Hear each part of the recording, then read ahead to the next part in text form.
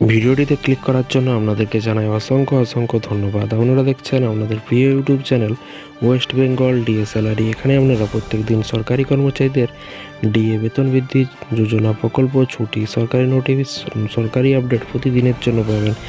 আজকের এই আপডেটটি খুবই গুরুত্বপূর্ণ, কারণ রাজ্য সরকারি কর্মচারীদের জন্য সুখবর। বড় ঘোষণা নবান্ন থেকে কি বলা হয়েছে দেখুন। ডিএ অসন্তোষের মাঝেও আর একটি বড় ঘোষণা, আনন্দে লাফাচ্ছেন রাজ্যের সরকারি কর্মচারীরা। তো ফ্রেন্ডস, ডিএর পরেও কি দিতে চলেছে বা কিসের জন্য আনন্দে লাফাচ্ছে সরকারি কর্মচারীরা, চলুন দেখে নেওয়া যাক।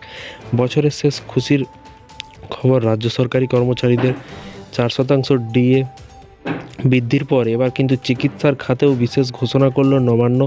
অর্থ দপ্তরের তরফে বিজ্ঞপ্তি জারি করে বলা হয়েছে সরকারি কর্মচারী এবং পেনশনভোগীরা পাবেন বিশেষ সুবিধা।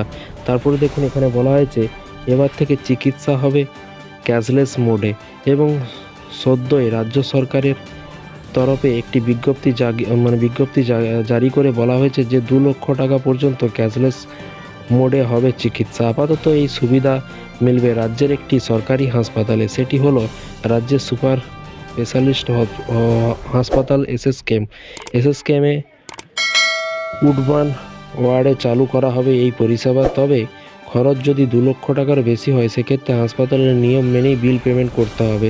বিজ্ঞপ্তিতে বলা হয়েছে যে এই সুবিধা পাবেন মূলত রাজ্য সরকারি কর্মচারীরা এবং পেনশনভোগীরা। পশ্চিমবঙ্গ হেলথ স্কিমের নামে যে সরকারি যোজনা আছে তার আওতায় থাকলে এই বিশেষ সুবিধা মিলবে। সূত্রের খবর, আগামী 2027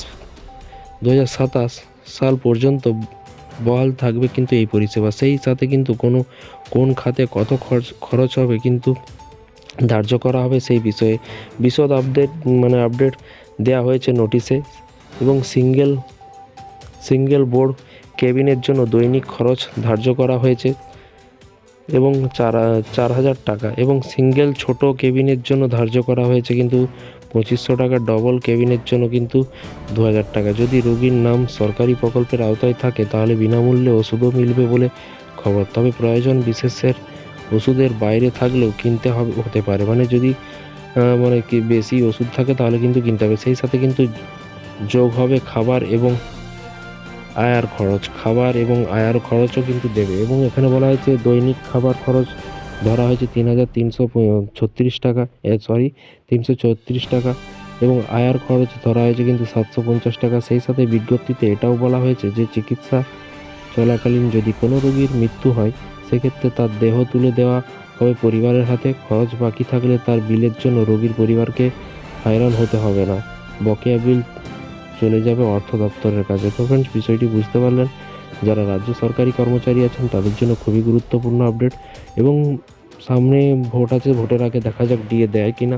চ্যানেলের সাথে থাকুন, চ্যানেলটিকে সাবস্ক্রাইব করে রাখুন পরবর্তী নতুন আপডেট পাওয়ার জন্য। ভালো থাকবেন, সুস্থ থাকবেন এবং নিজের খেয়াল রাখবেন। Thank you.